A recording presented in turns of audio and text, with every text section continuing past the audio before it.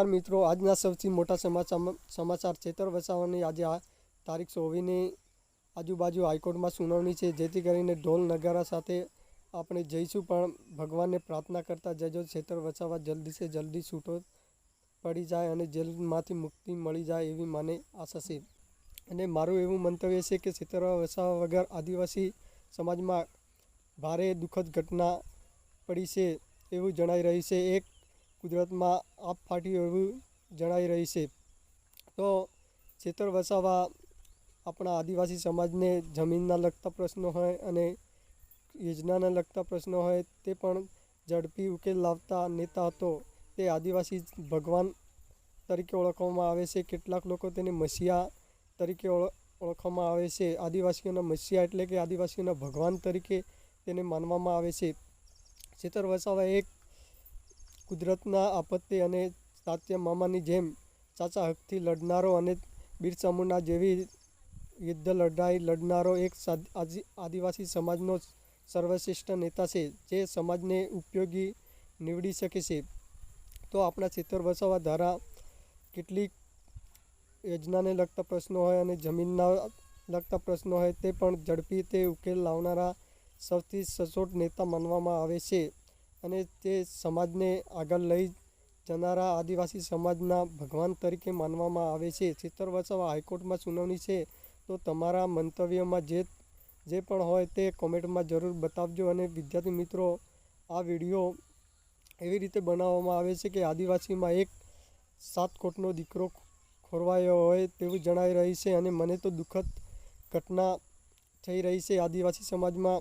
અને આદિવાસી સમાજ હાલમાં તે ઉગ્ર આંદોલનમાં છે. ચેતર વસાવા જ્યાં સુધી છૂટશે નહીં તો અમે આંદોલન કરવા તૈયાર છીએ અને આવનારા સમયમાં ભાજપ સરકારને એક પણ મત ન આપીએ એવી મારી આશા છે. અને કોઈ પણ લોકો આપણા આદિવાસી સમાજને ઉપયોગી બને એ હેતુથી આ આદિવાસી નેતાને આગળ લઈ જનારા આદિવાસી સમાજને જણાવવાનું છે કે આ આદિવાસી સમાજનો સર્વશ્રેષ્ઠ નેતા છે, જે આદિવાસી સમાજના ભગવાન તરીકે ઓળખવામાં આવે છે. અને જમીનના લગતા પ્રશ્નો હોય અને કોઈ પણ કૃષિ લગતા પ્રશ્નો હોય તે ઝડપી ઉકેલ લાવનારા સચોટ નેતા છે. અને આદિવાસી સમાજના જમીનના લગતા પ્રશ્નો હોય અને યોજનાને લગતા પ્રશ્નો હોય, આ આદિવાસી સમાજના આગેવાન નેતા છે, જે સમાજને ઉપયોગી બની શકે છે. તો મારે એવું કહેવું છે કે આદિવાસી સમાજમાં જ્યાં સુધી આ નેતા આપણા સમાજમાં બનશે તો શાળાને લગતા પ્રશ્નો હોય, ભણતરના લગતો પ્રશ્નો હોય અને યોજનાને લગતા પ્રશ્નો હોય તે જલ્દીથી જલ્દી ઉકેલ લાવનારા નેતા છે અને સમાજને ખૂબ ઉપયોગી બનનારા નેતા છે. આદિવાસી સમાજ આના વગર કાંઈ કરી શકશે તેવું મને જાણી રહ્યું નથી. તો આ નેતા હાલમાં નર્મદા જિલ્લામાં સાગબારાના વિસ્તારો છે, જેમાં હાલમાં આદિવાસી વન વિસ્તારના પડતરના જમીનના પડતર લગતા પ્રશ્નો છે, જે 2 વર્ષથી ઉકેલાઈ શક્યા નથી. ચેતર વસાવા હાલ જેલમાં છે અને ભાજપના નેતા મનસુખ વસાવા દ્વારા આ ક્રિયાના કેટલાક આંદોલન કરવામાં આવ્યા છે અને કોંગ્રેસના નેતાઓ દ્વારા પણ ઉપવાસ પર ઉતર્યા છે, પણ આ પ્રશ્નોનો કોઈ સરકાર ઉકેલ લાવી શકતી નથી અને આ પ્રશ્નો દબાવી દે છે. અને કેટલાક મોટા નેતાઓ આના ભ્રષ્ટ સરકારના રૂપિયા ખાઈને જપી જાય છે. તો મારે એવું જ કહેવું છે કે આપણા આદિવાસીનો આગેવાન નેતા, આદિવાસીઓના ભગવાન મસીહા તરીકે ઓળખાતો આ ચેતર વસાવાને તમે જ્યાં સુધી આગળ નહીં લાવશો ત્યાં સુધી કંઈ જ આપણું થવાનું નથી અને આપણો સમાજ નિમ્ન સ્તરે જ રહેવાનો છે, ગરીબીમાં ખોવાયેલો રહેવાનો છે. તો મારે એટલું જ કહેવું છે કે આદિવાસી સમાજના આગામી 2027ની ચૂંટણીમાં આ જ નેતાને આપણે મત આપીશું તો જરૂર આદિવાસી સમાજનો આ નેતા ખૂબ જ ઉપયોગી બનશે. અને આદિવાસી સમાજમાં આંદોલનના પ્રશ્નો હોય, જમીનના લગતા પ્રશ્નો હોય અને શાળામાં શિક્ષકના પ્રશ્નો હોય અને ભણતરના પ્રશ્નો હોય તે પણ ઉકેલ લાવી દેશે તેવું મને જણાઈ રહ્યું છે. હાલ ચેતર વસાવાના તમારે કોમેન્ટમાં બતાવવાનું છે કે આ ચેતર વસાવા સમાજને ઉપયોગી બનશે કે નહીં તે અંગે તમારો અભિપ્રાય બતાવજો. અને આ ચેતર વસાવા એક કુદરતના ખોળે વસનારો આદિવાસી અને ચેતર વસાવા એ તાત્યા મામાની જેમ એક સચોટ સચોટ અને સાચી માહિતી આપનારો નેતા છે અને આદિવાસી સમાજના પડખે ઊભા રહેનારો એક આદિવાસી સર્વશ્રેષ્ઠ નેતા માનવામાં આવે છે. ખેતર બચાવવા દ્વારા જે પણ ક્રિયા આંદોલન કરવામાં આવ્યા છે તે સચોટ અને સાચા આંદોલનના માર્ગે ચાલનારો નેતા છે, જે આદિવાસી સમાજને ભણતરના લગતા પ્રશ્નો હોય અને યોજનાના લગતા પ્રશ્નો હોય.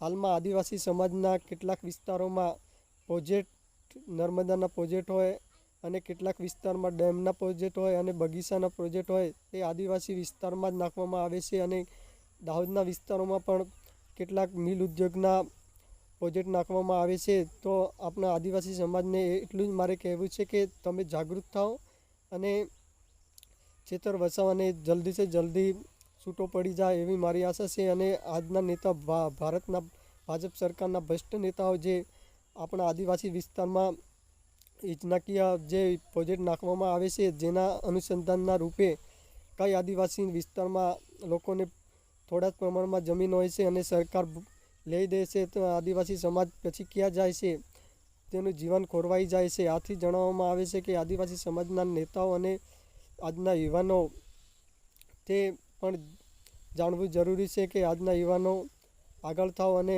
આ આદિવાસી વિસ્તારમાં યોજના લગતા પ્રશ્નો હોય અને સરકારના જે મિલ ઉદ્યોગના જે વિસ્તારોમાં નાખવામાં આવે છે તે વિસ્તારોમાં હડતાલ કરીને અને દૂર કરાવો. આપણા આદિવાસી વિસ્તારમાં કંઈ જ વિકાસ થવાનો નથી. આ સરકાર બીજી કંપનીઓ નાખવામાં આવે છે અને તે કમાઈને જતી રહે છે અને આપણા આદિવાસી સમાજમાં કંઈ જ વિકાસ થવાનો નથી. જેના અનુસંધાનના રૂપે આપણે આદિવાસી સમાજમાં એકતા લાવીશું અને તો જ આપણા આદિવાસી સમાજમાં વિકાસ થવાનો છે. જ્યાં સુધી આપણે એકતા લાવીશું નહીં તો આદિવાસી સમાજમાં વિકાસ થવાનો નથી. તો આદિવાસી સમાજને મારે એટલું જ કહેવું છે કે આપણે એક થઈને રહીશું અને આ નેતાને જ્યાં સુધી આપણે આગળ લાવીશું તો જ આપણા આદિવાસી સમાજમાં વિકાસ થવાનો છે. જેથી કરીને ગુજરાતના ખૂણે ખૂણે વલસાડથી અંબાજી સુધી જે વિસ્તારો આદિવાસી વિસ્તારો છે, જે વિસ્તારોમાં આદિવાસી વિસ્તાર લાગુ પડે છે, એ વિસ્તારોમાં સમગ્ર આદિવાસીને જણાવે છે આ નેતાને આપણે આગળ લાવીશું તો જ આપણા આદિવાસી સમાજનો વિકાસ થઈને જ રહેશે. કોઈ યોજના લગતા પ્રશ્નો હોય અને સરકાર જે યોજના લાવી રહી છે અને પ્રોજેક્ટો લાવી રહી છે, આ નેતા આપણા વિસ્તારમાં નાખવા દેશે નહીં તો જ આપણા આદિવાસી સમાજમાં વિકાસ થશે. અને આ ખેતર બચાવવા જલ્દીમાં જલ્દી હાઈકોર્ટમાંથી માફી મળે અને છુટકારો મળી જાય તો જ આપણે આગળ જઈ શકીશું અને આ જ નેતાને આપણે આગળ લાવીશું. અને આદિવાસી સમાજમાં એકતા રાખો તો જ આપણા આદિવાસી સમાજમાં વિકાસ થવાનો છે. તો તમારા મતે મંતવ્ય શું છે કોમેન્ટમાં જરૂર બતાવજો, તો અમે જાણીશું. અસ્તુ.